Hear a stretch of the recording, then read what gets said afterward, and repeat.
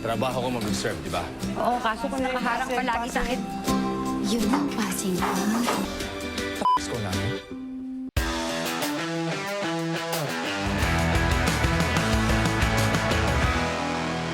Let's get ready to rumble.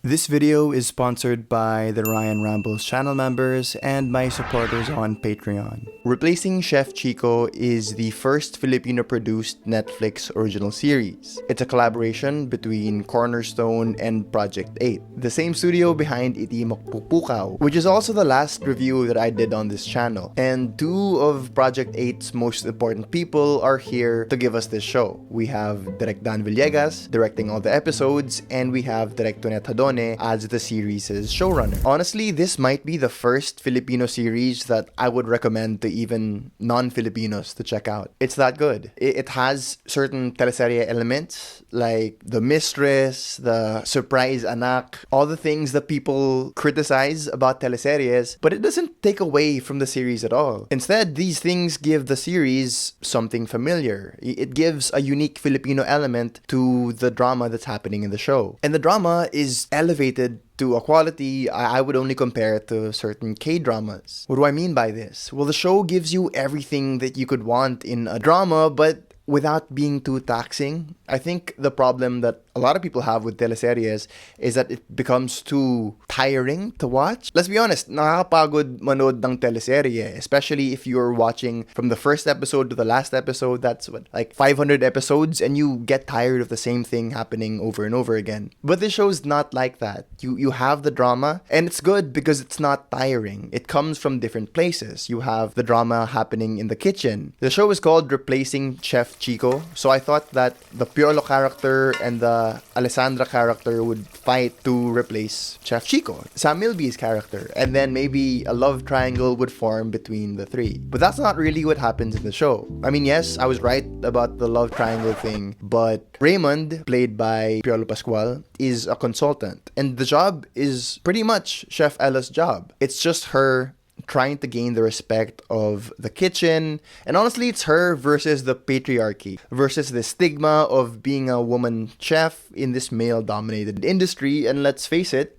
it's a toxic industry. Chef Chico is this Gordon Ramsay-esque chef. You know, he drops the F word all the time, like, "Where's my fucking knife? Get out of my kitchen." And it makes for a really, really toxic work environment. And when Chef Ella first tries to take over, she does the same thing. She says, like, "Get out of my kitchen," but it doesn't work. But after failing to do that, Chef Ella wins over the restaurant in her own way. And you see that she's exactly what the restaurant needs. So you have a soft criticism of the toxic chef slash Filipino culture. So that's one part of the drama, right? What's happening in the kitchen, but also you see what's happening with the diners. And here's, I think, where you see the genius of Direk Tonet here and her writing. Because the concept of hain, the food is up to you. It's based on your story. It's based on things you grew up with. So each episode, we have a different guest with a different problem, and we have a different kind of Filipino dish. So as we get to know them through their conversations, we also get to know them through their favorite Filipino food. And somehow, the food not only solves the problem of the person eating,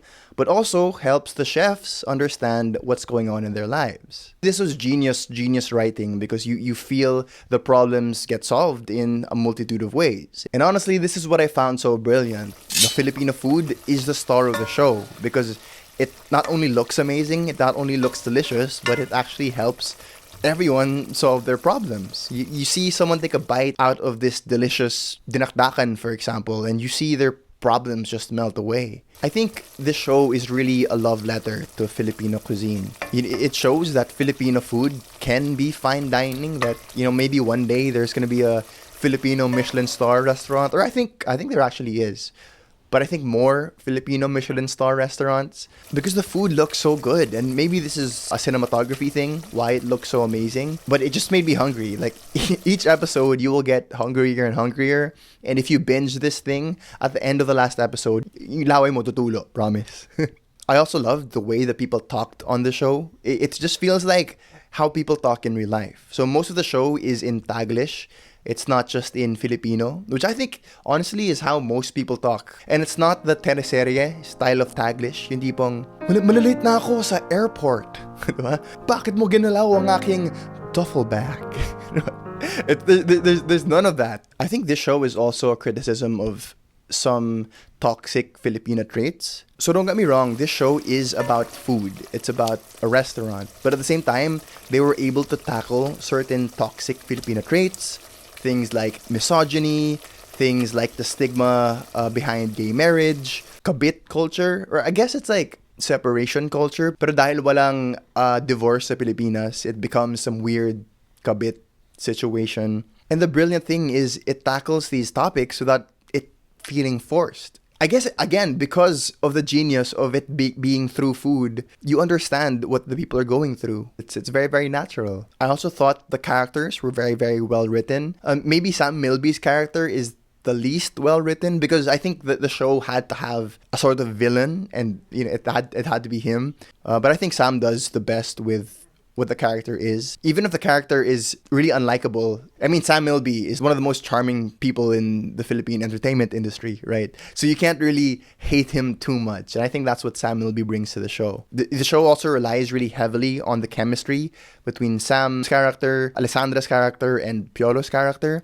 Piolo and Alessandra especially have really, really good chemistry. Probably because they've worked together in the past. They were good together in My Amanda. So, same thing here. Nakakakilig talaga pag magkasama sila. But yeah, the rest of the cast was really, really good as well. Yesh Burse, Azuena, was amazing. She was a scene stealer. Every time she had a scene, especially with Chef Ella, you're always looking at her, you're always rooting for her. And I think this is because she really brought it. So props to her. Joel Saracho as well as Chef Carlon was amazing. He plays this closeted gay chef who's supposed to be next in line after Chef Chico. So he has a little bit of tension with Chef Ella. And I thought that was great. There are so many things that the show tackles, the show talks about. Yeah, honestly, there are so many subplots that you think wouldn't fit into this 8-episode show, but it fits. And the show feels very, very well paced. So the big question is, should you watch Replacing Chef Chico? Honestly, yes. If you love Filipino food, you love drama in general, whether you're a teleserye fan or a teleserye hater, you will like this series. Direct Tonet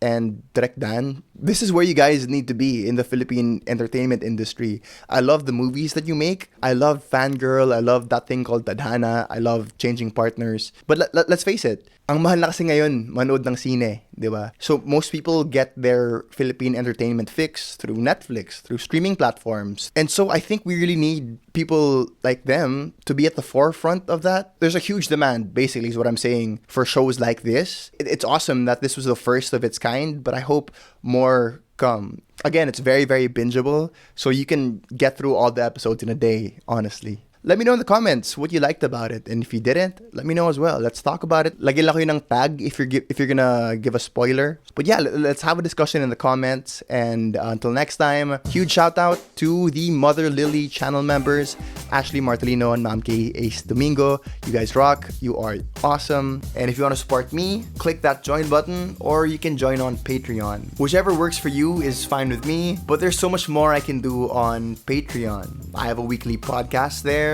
Behind the scenes pictures and videos.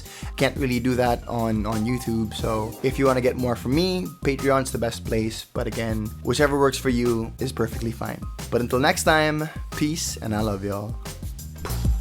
Hoy mga Pinoy, ito na ang medisina. Nagbabagong apoy, linagyan ng gasolina. Kaya't tinatanong pa ba kung kanino at sino ang tiyak na puntahan sa kulturang Pilipino? Ako na ang sagot, ang dakilang gamot.